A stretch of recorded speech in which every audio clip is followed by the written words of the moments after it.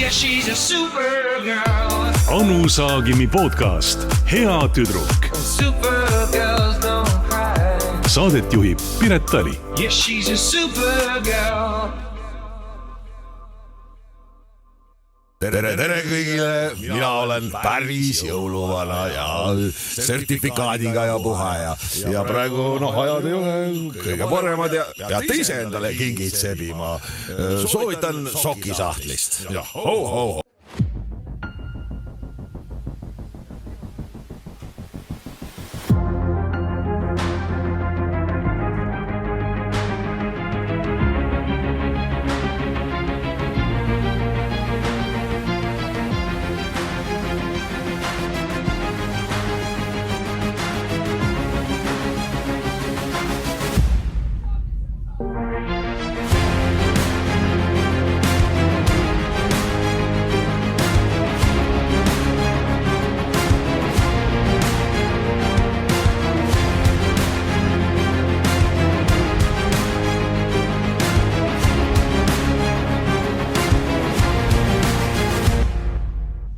Tere taas teie silmadesse ja kõrvadesse ja oleme taas Anuga sisenemas pühade aega ja oleme sattunud välja igapäevase stuudiorutiinist, sõitnud siia Peetrisse, Käokella teele, Järvekella,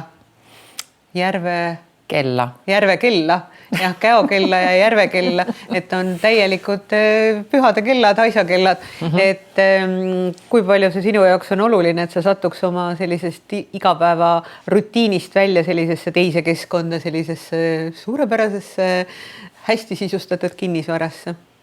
See on tõepoolest hästi sisustatud, sellepärast see on müügis veel, aga ta on sisustatud. Ja kas sul ei ole vahel olnud nii, et siin on tõenäoliselt kasutatud sisustusdisainerid, kes on mingid asjad paika pannud. Ei, tegelikult see müüja ütles ju meile, et nad on ise oma armsa kaasaga sisustanud ja sättinud need ruumid. Aga ma tean paljusid inimesi, kes tahavadki osta korterit või maja, mis on juba nii-öelda näidis sisustatud, ostavad kogu krempliga ära. Mul sõbrannal juhtus eelmine aasta põnev lugu, mis oma korterit. Tal on hästi hea maitse. Ja siis tuli võimalikud potentsiaalsed ostjad käisid ja siis üks noor härra tuli ka ja talle tohutult meeldis kogu see layout, mis seal oli tehtud, kuni maalideni, lilledeni, kõikide asjadeni välja. Ütles, et ma ostan selle ära, selle teie poolt soovitud hinnaga ei hakanud isegi tingima, aga tingimuseks oli siis see, et kõik asjad peavad jääma täpselt nii, nagu need on. Ja mul sõbrana ei saanud nagu hästi aru, tal on mees ka muidugi, talle ma unustasin ära, et ja läksid siis juba notarisse ja vist päev enne või mõned päevad enne, et õigeks saaks see plats puhtaks teha selles mõttes, et välja kolida omad riided ja kohvrid ja asjad võtad ikka kaasa.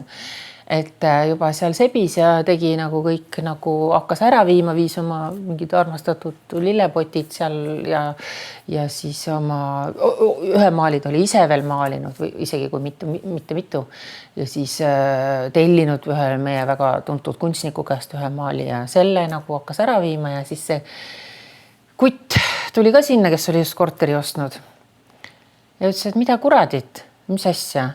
Sa ei vii seda lillepotti ära, sa ei vii seda maali ära, sa ei vii seda pilti ära. Sa ütles, aga meil on perefotod siin või isiklikud. Ei, sa ei vii neid ära siit.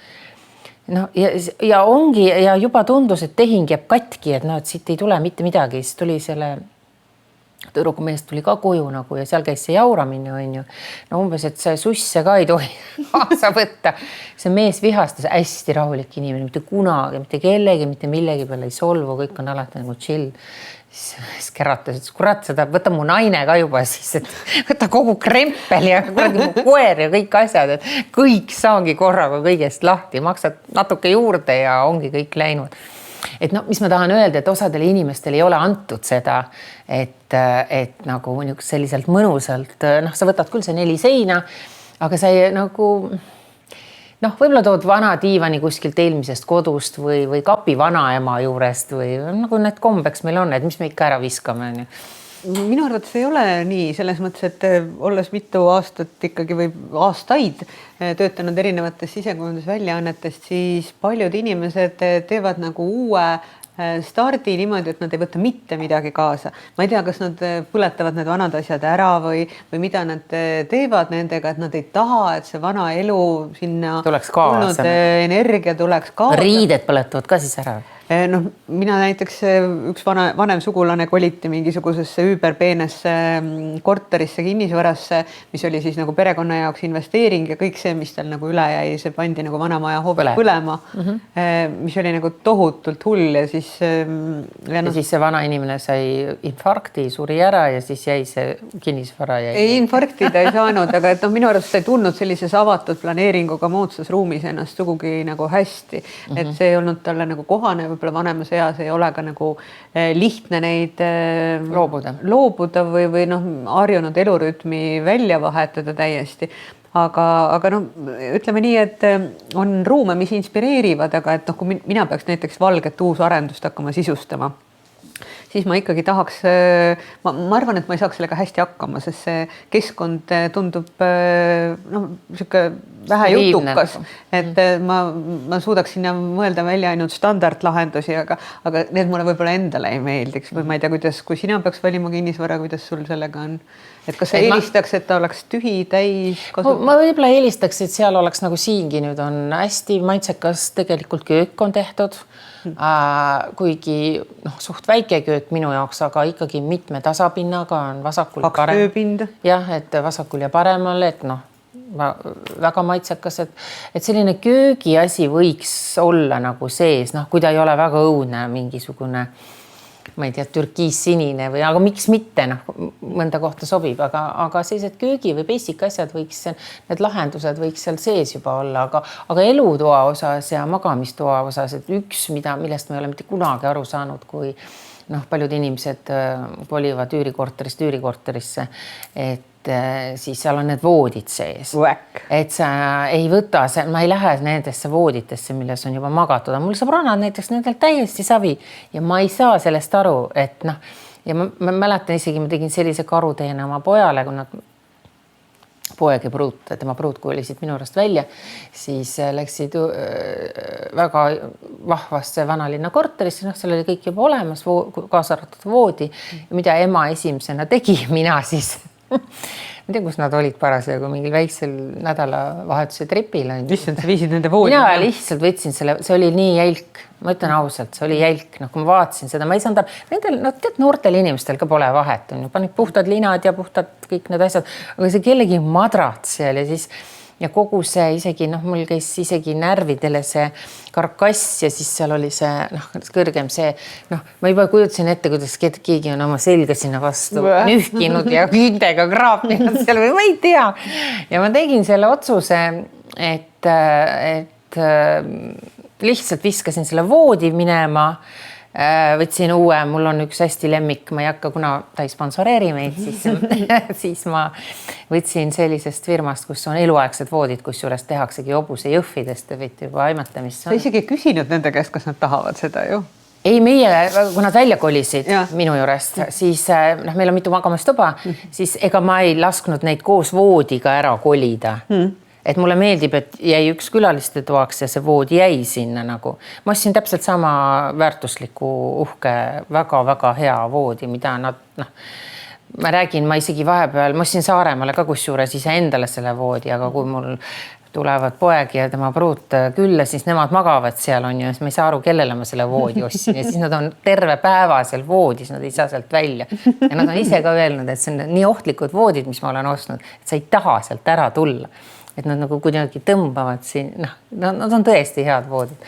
Ja siis, ja ostsin siis selle asemele ja panin selle siin, aga selle, kuhu ma panen, mul ei ole seda kuhugi nagu panna, ma mõtlesin, et peavad ühel päeval ju selle korteri tagasi andma ja siis korter, kes siis üürile andis, selle tahab ju selle kogu selle krempliga tagasi.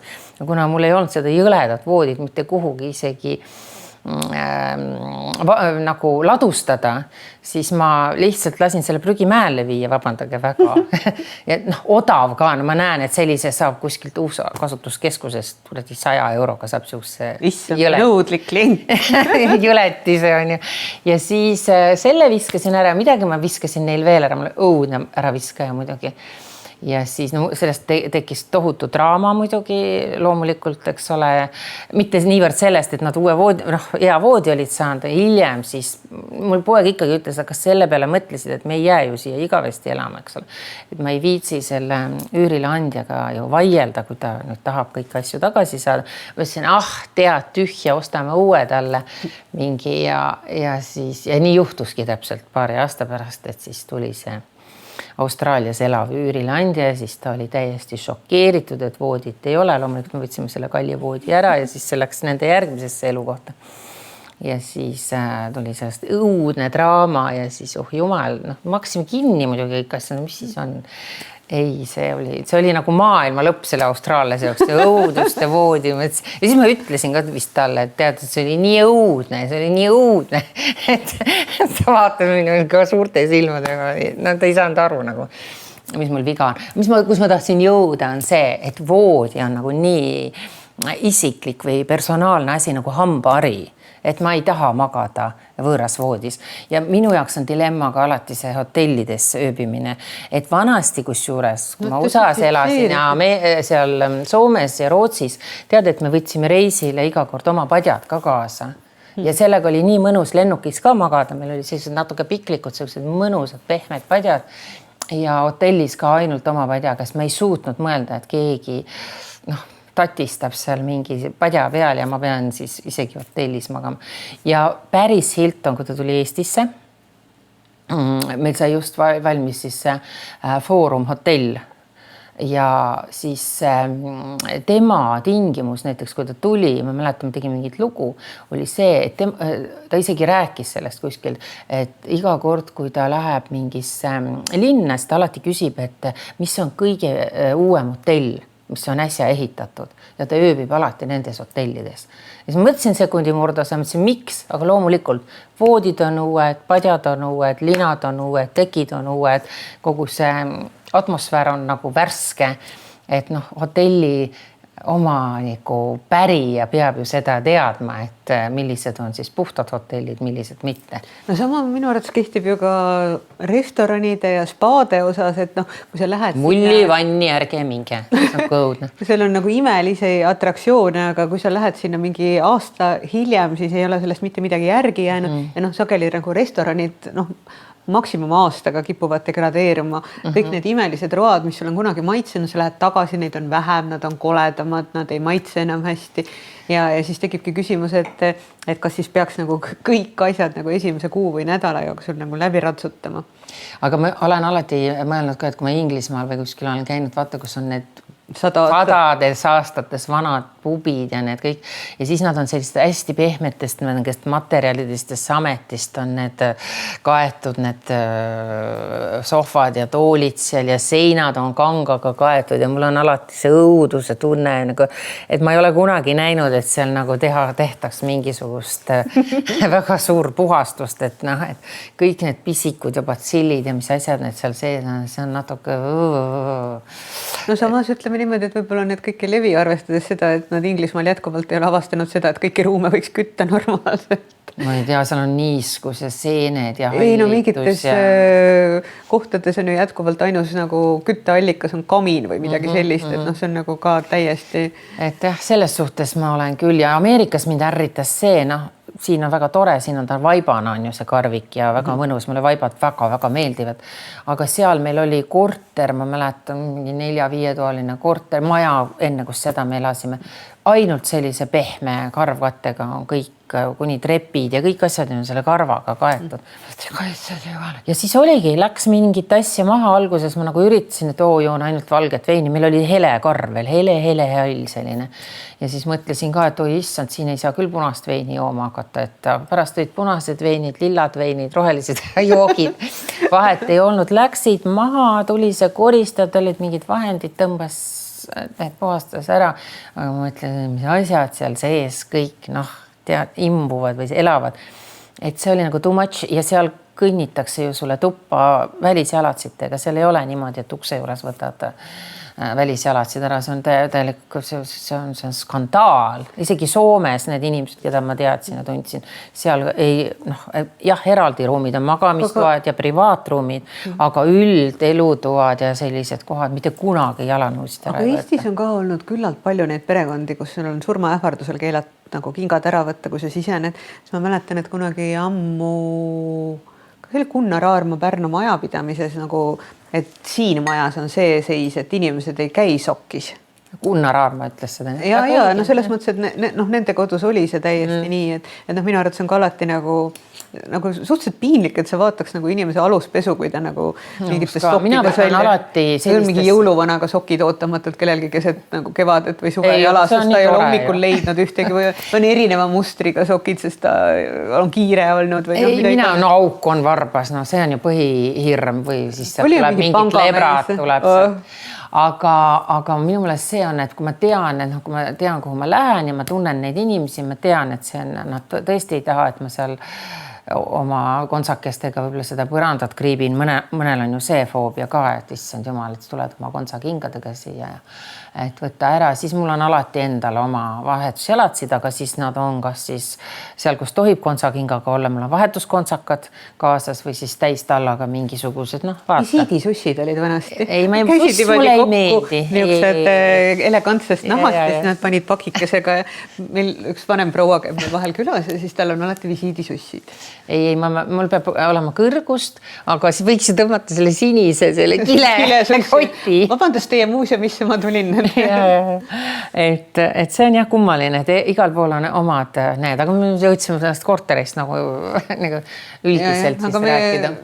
Aga ma saan aru, et tegelikult pühade stressi suur osa on ka koristamise puhul, et minu arvates on ka kuidagi väga paljud naised nagu määratlevad ennast kuidagi läbi koristamise. Täna ma rääkisin meikariga, kes ei olnud reetes, ta ütles, et ta iga nädal 8 tundi koristab ja tema ütles, et tema ravib ennast sellega. Ja just, et ja see on stressiravim tema jaoks, sest ma tean, kellest sa räägid, ma olen pakkunud talle koristajat, enda väga head koristajat. Ma mõtlesin ka selle peale, et öelda talle täna, et miks, eks ole. Ja, aga ma olen juba selle järgi uurinud, miks mõni inimene ei taha koristajat.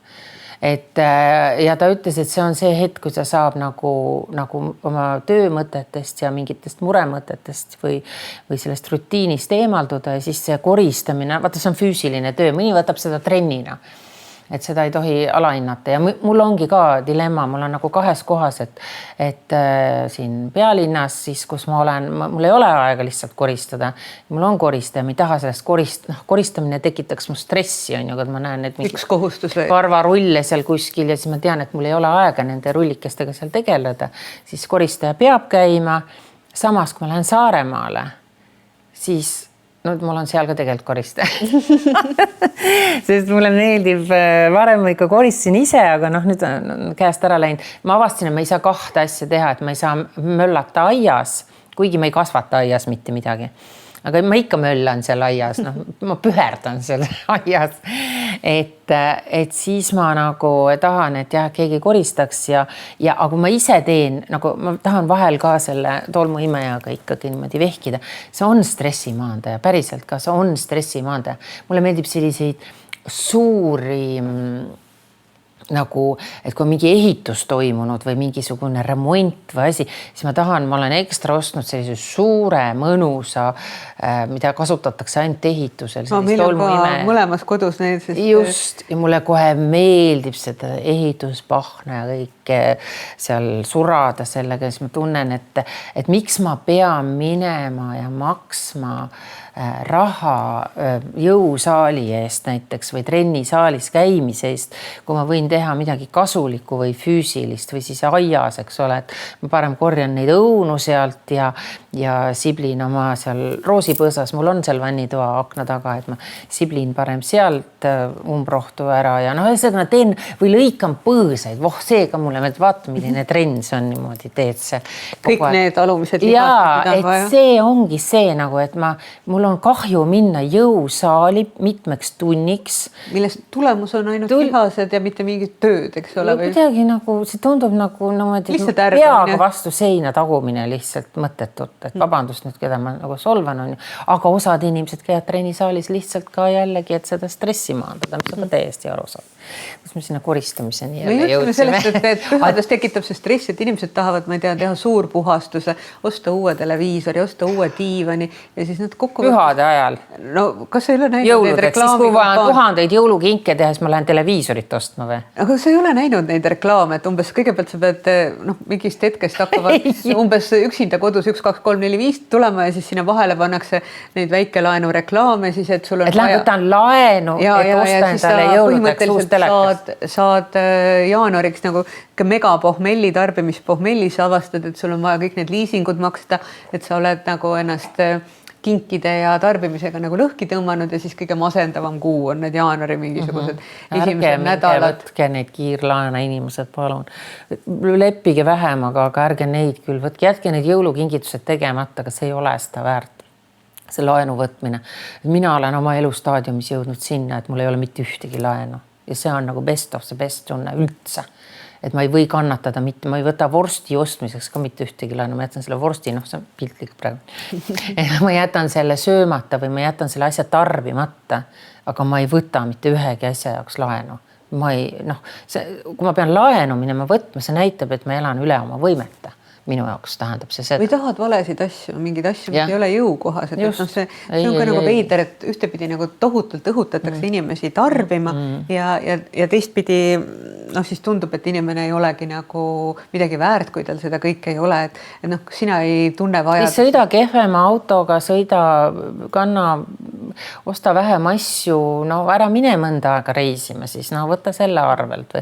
Inimesed võtavad ju reisilaenu. Ma ei saaks reisilgi olla, kui ma tean, et mul on reisilaen.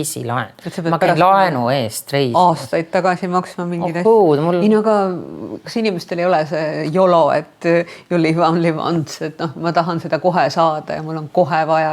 Ainult sel juhul, kui ma tean, et mul on surmahaigus kallal ja ma suren kunagi 2 aasta pärast või aasta sees ära. Ma võtan kõik laenu, siis võtke kõik laenud ja mingi lööge need laiaks. Ülejäänud perekond peab maksma. Ei pea, nad ei võta seda sinu pärandit vastu, nad ei pea maksma sinu laenu. Kui sa ei võta pärandust vastu, siis sa ei pea maksma ka kellegi laenu.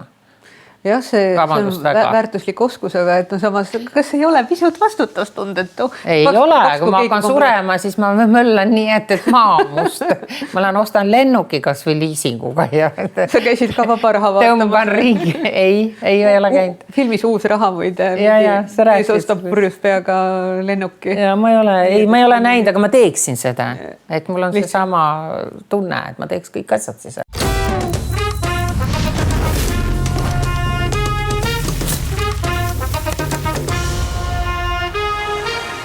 Leia ideid igaks päevaks. Kvaliteetsete toodetega suudab igaüks valmistada imemaitsvat toitu. Well done! Nüüd saadaval ainult Maximas. Aga mina muide, mis puudutab seda, et me rääkisime koristamisest ja koristajatest, kirglikult vihkan koristamist. Mitte kirglikult vihkan, et ma olen ju ka mingil hetkel olnud sunnitud Pärnus õpilasena töötama erinevates koristus- ja nõudepesuasutustes ja lasteaedades ja kus ma kõik ei ole töötanud. Aga kogu see nagu koristamise teema, ma sattusin kunagi ühele lastevanemate koosolekul, kas oli emadepäeva mingi üritus ja siis lapsed seal esinesid. Et see laps tõi mingi, see ei olnud minu laps, see oli sugulase laps. See loomulikult oli kellegi tuttava laps. Nad olid reisil ja siis keegi pidi minema sinna võtma vastu selle kaardi ja nad olid vanemad, keda ma ei olnud ennem näinud ja nad kuidagi elasid üle selle kontserdi, elasid üle laste esinemise ja siis mingil hetkel oli pakutud küpsiseid ja maa oli puru täis ja siis need emad söösid 3 või 4 põrandaharja peale ja siis õpetaja seal vaatas seda tükk aega ja siuke vanem daam ütles, meil on siin koolis harju veel ja õues on ka mõni reha, juhul kui keegi peaks soovima. Ja siis ma mõtlesin, et huvitav, et kas nad siis ei olnud rahul sellega, et kontsert ja küpsised ja kõik lapsed soovivad õnne. Ja siis nad nagu tahtsid tormata selle põrandaharja juurde. Sest nad on naised. Mis mõttes naised? Ma ei tunne mingit põrandaharja nähes mitte kunagi mingit teadmist, et ma tahaks nüüd õudselt nühkida sellega. Mul on mingi kübe maas, ma võtan küll ära kohe. Aga ma tahtsin öelda seda, et mille üle ma olen tohutult tänulik, kui me juba koristamise jutuks läks, et ma õppisin väga vinged koristamisvõtted ja mis pani mind lausa mingis mõttes vaata koristamist armastama ja mille peale ma ütlesingi, et ma ostsin selle suure selle imuri tolmuimeja. Et kui ma kunagi Rootsi läksin ja ma olin täiesti pennitu, mu mees oli vangi pandud, mul ei olnud söögiraha, mul ei olnud mitte midagi. Eelmistest podcastidest rääkisin sellest, et ma läksin lihtsalt poodi riiulite vahele ja lihtsalt tegin vorsti paki lahti ja panin vorsti sealt suu või juustu ja sõin seda, et ja vist Maximast rääkisime ka, et vahestele, et minge Maximastesse endal kõhu täis. Nad kahetsevad elu lõpuni, et nad siin jagavad. Et ühesõnaga sõin ja mul ei olnud raha ja siis täiesti juhuslikult, ma ei mäleta, kus ma pommisin, ma olin ikkagi rootsi keele kursustel käisin ja seal tuli jutuks nagu, need kursused olid tasuta ja siis mingid Soome naised pakkusid mulle siis, soomlased on hästi palju, olid tol ajal, käisid nagu meil eestlased käivad Soomes tööl, eks ole, siis Soome inimesed käisid Rootsis tööl, kus teenis rohkem raha. Ja ehitusfirmad ja kõik sellised koristusfirmad olid siis nagu soomlaste õlul. Tänapäeval on nendeks veel mingid muud pagulased, kes teevad neid asju. Ja siis seal mingi 2 krapsakat naist ütlesid, et tulge, et nemad on ehituskoristajad. Ehk siis, kui mingit maja renoveeriti või remonditi või tehti korda, seal suuremad koolimajad või siis mingid kortermajad. Ja siis pärast kõik ehitajad on läinud, siis tuleb see viimane lift teha ja siis suur puhastus teha. Ja ma hoidsin pead kinni, kes kui nad ütlesid, et sa teenid seal 3000 Rootsi krooni nädalas, tol ajal see oli metsikult suur raha, siis ma enam ei hoidnud peast kinni, vaid ma olin nagu noolesäde seal ja mind hämmastas, millised ägedad võtted nendel oli. Ma siiamaani kasutan neid. Esiteks loomulikult see peab väga-väga hea tolmuime olema, mis nendel olid. Töövahendid olid nendel kõik super muidugi. Ma polnud siukseid näinudki. Ma vaatasin neid kõigepealt. Nad pidid õpetama, kuidas neid käsitleda. Aga tänapäeval saab meilt ka kõiki neid asju osta. Ja need vahendid olid selle asja A ja O, need töövahendid. Ja millise osavusega neid kasutati ja kui lihtsal moel saab tegelikult koristada. Need nipid ma võtsin sealt üle, ma ikka töötasin seal kuude kaupa, nii kaua kui mu mees vangist välja sai. Ja sai jälle trillalla elu edasi elada. Aga tõesti, need võtted olid nii ägedad ja ma õppisin seal nagu päriselt koristama. Ma tõesti nautisin seda, isegi vetsupoti pesemine ei olnud. Nagu, see oli minu jaoks maailma kõige õudsem asi. Ei, seda saab ka väga peenelt ja väga huvitaval kombel teha, et kõik asjad läigivad, kõik on nagu äsja tulnud kuskilt nagu nõela silmast. Aga kas sulle ei tundu, et kogu see tohutu puhtus, et inimesed tahavadki, et neil oleks nagu selline hotellivääriline puhtus kogu aeg kodus ja mind alati ajab tohutult kettasse, et sa oled kellegi juures külas, midagi kukub maha, siis tormatakse mingi käsi tolmuime ja sa istud seal käed põlve peal, mõtled, et huvitav, kas ma sattusin nüüd mingi suur puhastuse aega või et sa oled kellegi aiapeol ja keegi avastab mingi oks on ja siis tõmmatakse kogu see mingi armaada, mingeid kääre lahti ja kukutakse neid oksi või juuri välja tõmbama.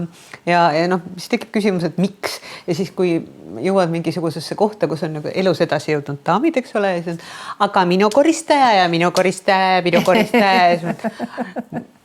Mida põrgut, et selles mõttes, et ma saan aru, et eriti turunduskoosolekutele, kui sa oled sattunud ja siis mõtled, et kuidas sa seal oma Eesti keskmise palgaga oled ja siis nad kõik räägivad seal oma koristajat. See on tohutu staatuse sümbol, et keegi käib ja koristab. Koristaja ei ole nii väga kallis, kui sa endale ette kujutad. Ei ole, ma tean, et ei ole. Selles mõttes ma pidasin... Et see nagu peab, ja ma saan aru, kui sellega kelgitakse nagu, aga see võib su, mina kogesin seda, kui oluline on koristaja või triikija või söögitegija. Sel ajal, kui ma olin mehega koos, ühe mehega sel korral ja ma panin tähele, kui kurjaks mind muutis see, et ma teadsin, et mul on mingid kohustused, vaata lisaks veel meil oli ühisfirma, me töötasime perefirmas, et selle lisaks, et me teeme neid tööasju päeval, mehel nagu lõppesid õhtuks või need asjad nagu ära, aga mulle jäid siis igasugused need muud asjad, et ikkagi viskad ju pesumasinasse ja viskad nõudepesumasinasse, võtad sealt välja, pead triikimine mulle õudselt meeldis, kunagi enam ei meeldi. Jälle maandas stressi, mulle meeldis nagu see kuidagi see oli nii mõnus tegevus, enam ei meeldi. Et siis ma nägin, et meil hakkas nagu lonkama see asi, sest mees ütles, et lähme õhtul välja, et vaata, et see ja see üritus ja need kutsusid sinna, on ju. Aga ma olin nagu nii läbi ja ma tihtipeale ütlesingi, et kuule, ma lihtsalt ei jaksa. Sorry, nagu ma päriselt ka ei jaksa. Siis oli lapsevärk veel ja kõik ja siis oli vaja kuulus olla ja siis oli vaja... ja siis oli kõik need asjad ja siis ma sain aru, et ei, et meil läheb see suhe täiesti lörri. Noh, et ma muutun kurjaks naiseks nagu. Ja siis ma tegin kiire kalkulatsiooni ja siis ma avastasin, et oot. See koristaja, see, et sa vahel palud kellelgi abi ja keegi teeb mingeid asju. Et see kaalub selle üle, noh ja kellelt sa selle jaoks raha küsid mehelt ju loomulikult on ju, kui see võimalus. Kui ta tahab puhanud seltskonnas säravat naist, siis palun investeerigu sellesse. Naine ei ole ori, öeldakse multifilmis Lotte ja mingil hetkel olid lapsed väiksed, minu arvates meil see Lotte kruvis seal nagu edasi ja ma mõtlesin, et huvitav, et milline stsenarist on selle feministliku statemendiga hakkama saanud. Naine pole ori, öeldakse nagu väga sageli selle filmi jooksul ja siis ma olen tõesti mõelnud ka, et noh, miks nagu sageli majapidamistes vastutavad nagu naised selle eest, et noh, keegi nagu tormab selle põrandaharja või tolmuimeja juurde. Sellega ollakse harjunud, see on meil geenides, me ei saa seda muuta, see on tulnud. Minul on geenides raamatute lugemine. Aha, selge, sa oled seda sorti. Aga eelmises podcastis me rääkisime ka sellest, et ma kunagi Rootsis elasin, siis ma ju käskisin tuua Taist selle koristaja, kes täitis ka natuke muid funktsioone. Vaadake eelmist podcasti, me ei hakka seda ümber jutustama. Et alati on sellistele asjadele, mis sul natukene nagu käivad närvidele või üle jõu, siis alati on ju mingi lahendus igale asjale, et ei tasu kurta, et ma mõtlen tihti, kui inimesed meilegi kirjutavad võib-olla skandaalne@delfi.ee, alati võite oma mõtteid kirja panna. Eelmises saates, kusjuures ma unustasin rääkimata, meil oli hästi selline teistsugune saade, ütleme intrigeeriv saade ja ma unustasin seal saate lõpus öelda, et ma tahaks teie kogemusi ka. Aga vaadake eelmist saadet, see oli hästi intrigeeriv, et seal me rääkisime üksindusest, me rääkisime jõulu stressist, jõulu üksindusest, isegi kui sa oled pere keskel, aga sa võid ennast tunda üksi ja nii edasi. Et kui teil on neid kogemusi meiega jagada, siis miks meil ei ole meesprostituute, see teema tõstatasime ka ülesse. Vaadake seda saadet ja siis kirjutage meile, äkki teil on mingeid põnevaid ettepanekuid või kogemusi, et ma tahaks väga kuulda. Nii, aga tulles siis nüüd tagasi jälle siis tänasesse päeva. Nii palju huvitavaid teemasid tuli üles, millega võiks ka nagu veel edasi minna, aga tänase päevaga me jõuame siis kuhu nüüd? Sa pidid jõudma, inimesed on kirjutanud meile ja me palume kogu aeg kirjutada ja me ei loe kunagi neid ette. Me vahel loeme, sest ühes eelmistest saadetest me ikkagi ka jõudsime kirjadeni ja noh, tegelikult isegi kui me neid kõik ette ei loe ja kõik ei saa neid toredaid suhkruvabu šokolaade ja teisi häid auhindusi. Ja suhkruga šokolaade. Jah, just ja suhkruga šokolaade, siis me ammutame nendest ikkagi nagu inspiratsiooni, et me ei räägi siin tühjade kaameratega, vaid räägime inimestega, kes kuulavad ja võib-olla see on neile ka inspiratsiooniks. Ja me tahaks kindlasti öelda, et kui te kirjutate meile, siis nendele inimestele saadetakse ka imearmsaid kingitusi, nii et aga noh, siin oli juttu, et sa kogu aeg räägid ühest mehest, teisest mehest, sellest mehest, kes oli kinni, kes oli lahti, kes oli samal ajal, kes oli ma ei taha täpsustada. Sa ei taha täpsustada, ma saan aru. Sa ei tee oma selle biograafi elu lihtsamaks, aga siis on kirjutanud üks naine, kes küsib, et kuulan ja mõtlen, kui Anul on nii palju armusuhteid, kuidas ta suudab kõiki neid manageerida? Või tal on ikka mõni üks suhe korraga ja kui see ammendub, siis järgmine. Või Anu otsib ise või teda otsitakse ja võidetakse tähelepanu. Kuidas sellega on? Oota, küsimusi tuleb veel. Mul on olnud nii ja naa, olen ühega suhtes ja siis on armuke või 2. Oota, kas sul on selles ja siis on vahepeal on olnud, et ma ei ole kellegiga abielus ja ikka on, siis ei saa öelda armuke on ju, välja arvatud siis, kui see mees on kellegi teisega abielus on ju, siis on armuke või? Ei saa enam ise ka. Sellest sa pead oma terapeudi või hingehoidjaga rääkima, et kas mees, kes on abielus, on armuke või ei ole? Jah, sellest ma ei ole aru saanud jälle. Aga me ei ole selline eriti abielumeeste vist kütt ei ole, ei ma praegu kerin siin, et kas mul on suhteid olnud abielus meestega ja loomulikult ma olen nendega maganud, aga nad on ka mind püüdnud, aga see nagu üsna eos nagu minu jaoks. Ma tean ju nagunii, kuhu see viib, et eriti see klassikaline lause, tead. Ma kohe jätan naise maha, meil on naisega kõik läbi. Ja meil on ammu juba läbi ja kõik on nagu lihtsalt nagu harjumus ja no see, nii kui see lause tuleb, nii minu jaoks, mul kohe munad kukuvad, nii mul ei, munad kukuvad kätest põrandale. Et ma ei viitsi neid, et siis võiks juba otsekohane ja ausalt öelda, et tead, et ma ei kavatsegi oma naisest mitte kunagi lahutada, sellepärast, et me ei ole nooremas eas teinud abielu varalepingut, mis tähendaks ju seda, et ma olen praegu varakas, aga kui me hakkame lahutama, siis see pool varast jääks minu naisele ja seal lastele ja siis ma ei olekski nii rikas võib-olla, kui ma praegu tundun, et ma pean poole vähemaga leppima, mis on minu jaoks täiesti vahet pole, on ju, oled sa rikas või vaene, aga pigem see aususe moment, et öelda kohe ära, et see, et ma hakkan lahutama, et hakkame me nüüd käima, et ma tõesti meeldime teineteisele ja meil on jube tore olla. Aga siis olgu lahutatud. Aga ei, ta ei pea ka olema selles, ta ei pea olema lahutatud. Vaat sa ei saa aru, sest ma tahan, et ta oleks aus, et kui ta ütleb mulle. Et ta ei vale, et ta hakkaks lahutama. Jaa, ei, ta ei pea lahutama. Ta võib öelda, tead, et meil on juba hea suhe, aga ma ei hakka mitte kunagi oma naisest lahutama, kui see on alguses kohe öeldud ja siis sa nagu seedid seda, alguses sa võib-olla mõtled, tead, Kirisa ka, aga siis sa võib-olla natukene mõtled ja mõtled, see ei olegi hull variant, et ma tahangi olla iseseisev. Selles mõttes iseseisev, et teha, mida ma tahan, lähen sõbrannadega reisile siis, kui ma tahan, möllan seal ringi nii palju, kui ma tahan, sest ka see on hea variant, sest siis see mees, kes on ise abielus või suhtes, ta ei saa ju mulle öelda, oi, nüüd sõidate Barcelonasse kõik ja ma tean küll, mis möll teil seal käib, aga ma tean ka vot, ma ei tea, mis möll sul kodus käib, on ju, et 50-50 on ju, et kui sellised asjad eos omavahel kokku leppides, see on palju lihtsam ju. Et see on ju normaalne, et mis mõttes on mehed tundub alati nagu rohkem armukadedad. Naiste peale tehes ise kurat teab mida ja siis, kui naised on mehe peale armukadedad, siis sa oled ilge nõid, nägutaja, bitch, vingu viiul, kõik need koledad sõnad tulevad. Meeste kohta ma ei tea, vingu viiul ei tule, ei ütle mehe kohta ju. Praegu kasutatakse kõige rohkem terminit nartsissist, et see tähendab seda ja et see on juba nagu mingi siuke nagu uus ATH. Just. No ühesõnaga, et kui mängureeglid on kohe alguses paika pandud, siis on jube lihtne, et siis on kõik hästi ja siis saab juba katsetada, et kus need piirid jooksevad, et kui üks pool kannatab rohkem ja teine vähem, siis tähendab, see ei toimi.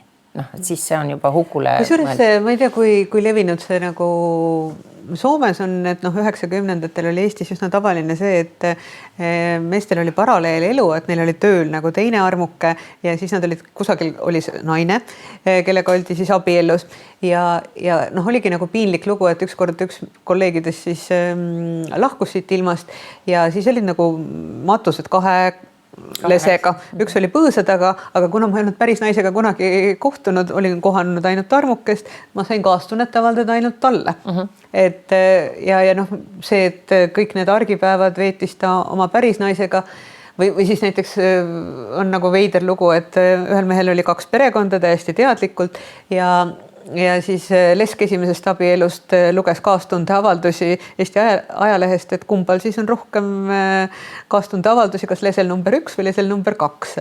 Aga kui nad olid ka omavahel, need naised olid ka kokku, selles mõttes leppinud. Nad olid teadlikud üksteisest, see oli aus. Siis on ka valikuta, siis ei ole kellelgi vaja kedagi hukka mõista, et nad teadsid ja Soomes mina tean väga paljusid paare selliseid, kus on siis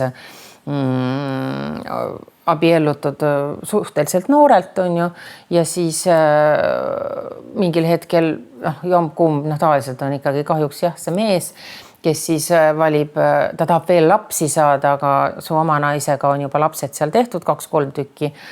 Nüüd ta on mingid teatud vanuses, enam lapsi ei saa, mehed võivad ka 90-selt lapsi saada ja siis justkui nagu omavahel, isegi ei lepita nagu kokku, aga ollakse teadlikud ja elatakse siis paralleelelu, et ongi siis noorem naine ja veel tuleb lapsi juurde.